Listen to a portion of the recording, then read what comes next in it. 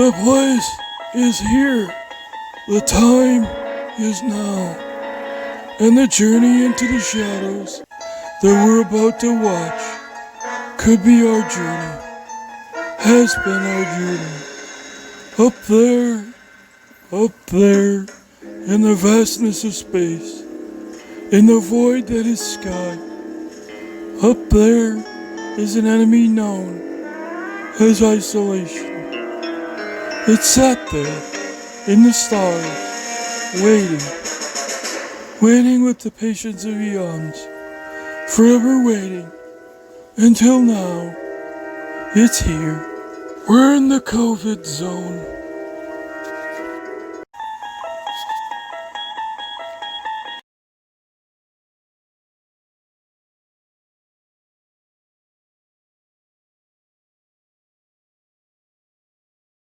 Thanks for joining us today, Kate. Could you briefly tell us what is Reach for Resources? Reach for Resources is a nonprofit organization whose mission is to support individuals with disabilities and mental illness to reach their full potential. So we do this by providing individualized services that maximize independence, promote community involvement, and improve physical and mental well-being. What kind of programs do you do to accomplish those things? So we have adaptive recreation programs, which includes adaptive recreation, weekend respite, and inclusion for children and adults. We're also contracted with Hennepin County to provide waiver case management services across Minnesota. Our community living supports offer independent living support, in-home supports, and personal supports, as well as employment services for adults with disabilities. And our mental health services offers ARMS, which is an adult rehabilitation, targeted case management for children with mental illness and their families, as well as parenting education training. Kate, what kind of impact have these services made in the lives of some of the people that you serve? So we have individuals that have been able to apply and go to college and have been in college and supported by their staff. We've had other individuals who've been able to get their driver's license. We have had others that have had the goal of becoming a health professional and have got their job as a certified nursing assistant. And during this time, while everyone is having a hard time, some individuals have been very excited about the virtual programming because they can't get out of their house. And so the virtual programming has done wonders for them and has helped them engage with individuals that they may have not come into contact with previously. We keep hearing the word independent. Is that a core idea behind Reach for Resources? That is really what our mission is. So basically, we want more and more individuals to have access to services and supports that maximize their independence. So as society moves away from group settings of people with disabilities, individuals and their families are seeking alternative services and supports to increase the independence and self-sufficiency. And so our staff work to build those skills so that staff feel empowered, gain independence, and can integrate really into their own community. Kate, how has the current COVID-19 stay-at-home order been affecting Reach for Resources? Reach for Resources provides essential services, so most of our employees are still working. We did have to cancel our adaptive recreation programs and inclusions due to the number of people included in those programs, but our creative leaders in those departments have developed some fun virtual programming to keep those individuals engaged.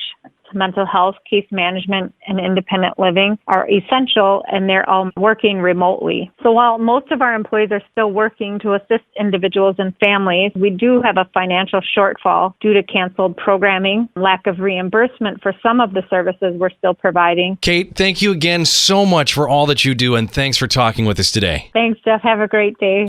My name is Larissa Beck, and I am the Community Living Director with Reach for Resources, and I am from Maplewood, Minnesota. Hi, Larissa. Could you tell us a little bit about your role at Reach for Resources? I am the person who oversees all of our community living programs, our independent living programs that we do and work with people one-on-one in their homes to become more independent. That is our employment services that we do, and that works with folks to find and keep independent jobs. Would you be able to share a story with us of somebody whose life changed while working with Reach for Resources? Yeah. Torrance is a guy that we have worked with for a number of years. We've done both the in-home services and the employment services with him. He is somebody who has experienced homelessness has lived in a shelter, and I'm just so proud of the work that he's done for himself. When we started, he was living with his sister and with his mom in a small apartment, and we helped him to be able to get his own place and find a job to help support himself. We helped him to get his driver's license, and then he ended up actually getting his forklift license as well. After that, we helped him to get a job at the airport. He is somebody who's told me numerous times that he would be dead on the street if it wasn't for us. Larissa, are there other stories of this kind of positive impact that you've seen? Oh, gosh, yeah. Tiara is another example of that success. When I went out and met with her, she was living in a small studio apartment with her young daughter, about 6 or 7 months old, and we helped her to go to school and get into a lot better of a living situation. She got into a program to do her CNA license. She ended up passing that exam on the first try and then landed an assistant job as well at the same time. So when she got her job, she was now able to move into a new place and help support her daughter, who's now 2 years old. How has the current situation and the stay-at-home order been affecting your day-to-day interactions? Our staff are meeting with people virtually or over the phone. So for my staff, they're going and trying to do all of this remotely. We've had some really inventive ways to be able to use video conferencing. We've done some shared video feeds of workout videos and done them in tandem. There's another person that we work with who has more of the housekeeping organization kinds of goals, and the person who works with her was like, my dishes are dirty, your dishes are dirty. So they did their dishes at the same time through video conferencing. Another person that we work with, we helped him put different color coding around the dials of his stove so that we could help to see what level his stove was at while he is cooking. We're trying to do as much as we can and keep things as normal as we can. What would you say is the most important takeaway you would want somebody to know about Reach for Resources? There's a lot of folks that we work with that wouldn't know where they would be without our assistance, without our weekly support. So many of them don't have anybody else, and we are the only person that is a positive influence in their life for them and help pushing them forward. And I just can't tell you how committed my staff are to helping people realize this for themselves. Larissa, thank you so much for all that you do and sharing these stories with us today. You're welcome. Who's this? Nicole. Nicole, you've been involved with Reach for Resources for years, and I know they offer a wide variety of services. So tell me what has helped you. I have used the semi-independent living specialist, Carolyn Finney, and I've also had the mental health department. Reach has very unique independent living services. They don't own any group homes or anything. How has this focus on gaining independence impacted you personally? I have agoraphobia, where you're afraid to leave the house. And so working these past years with Carolyn, I've gotten to get out and go grocery shopping, doctor's appointments. I've also been able to get comfortable into walking my daughter to daycare by myself. Nicole, you had mentioned that you have some experience with Reach for Resources mental health services as well.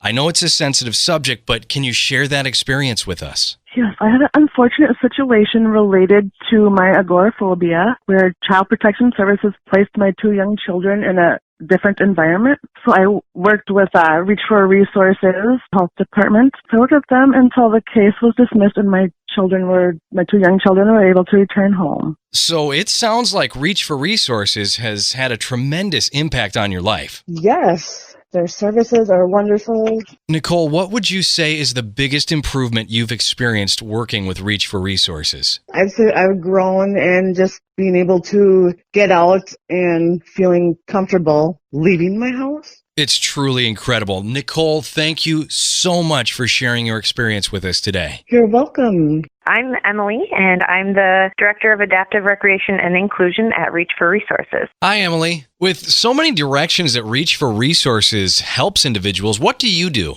Our main goal with adaptive recreation is to improve people's quality of life, getting them social connections, exercise, anything to help improve their quality of life.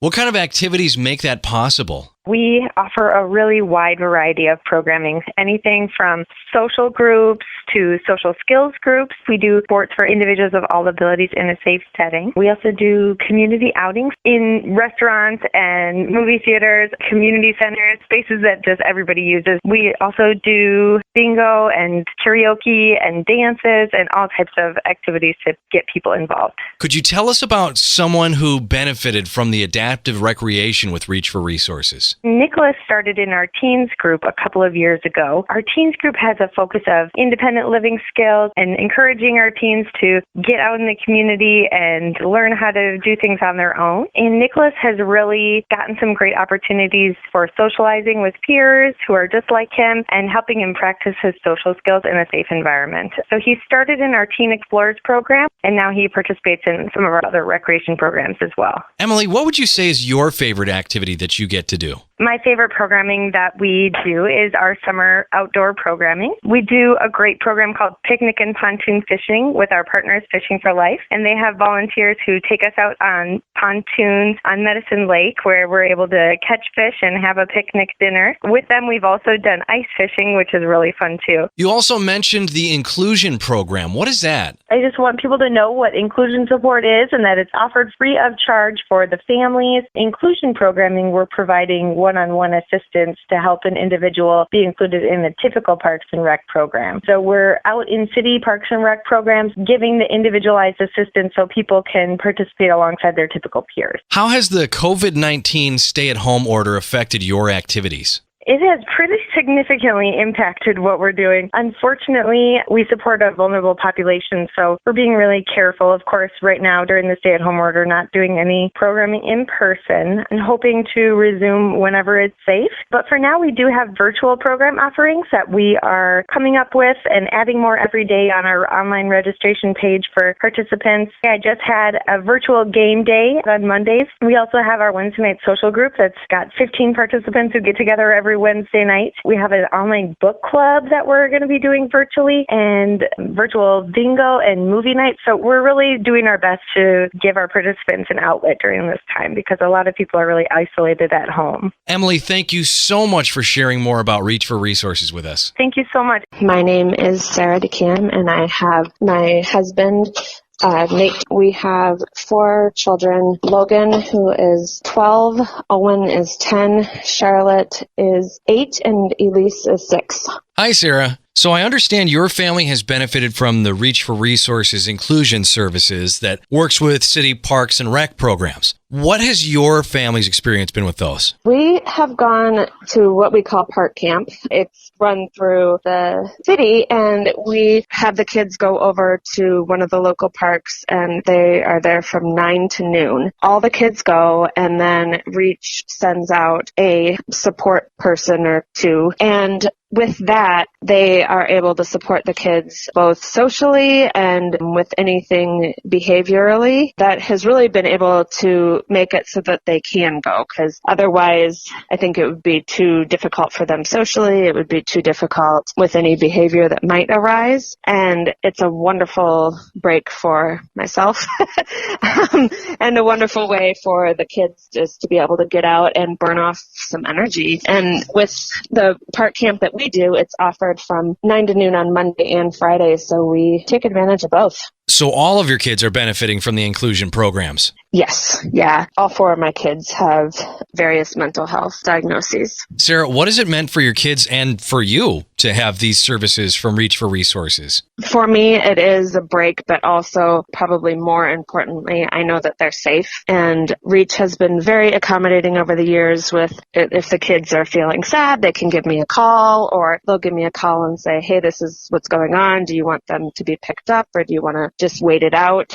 For the kids, I think it allows them to probably just feel more comfortable, really, because they know that those are hard times socially for them. I think a lot of trying to figure out where do I fit, how do I make it so that I am as quote-unquote normal as possible, which is a big thing when you're really after about grade 3. It seems like that they really start to feel or see themselves as maybe socially different from other kids. And so I think that having Reach there allows allows them to have someone to go to if they are feeling sad or different, or if they have questions, somebody who they feel safe with, that they know that they're not going to get judgment from, and who will just support them unconditionally. It sounds like the team at Reach for Resources are very dedicated. The staff really gets to know them, and we've had some repeat staff over the years. And one thing I've just seen is kind of beautiful is that it doesn't feel like it's just like a job for them. They really want to get to know them as individuals and as people. And throughout the summer, because Park Camp does go for the majority of the summer, it feels like they are figuring out what works well for one kid, what doesn't work well for another kid, and are really able to support their individual needs. Sarah, thank you so much for taking some time to help us out. Yeah, thank you.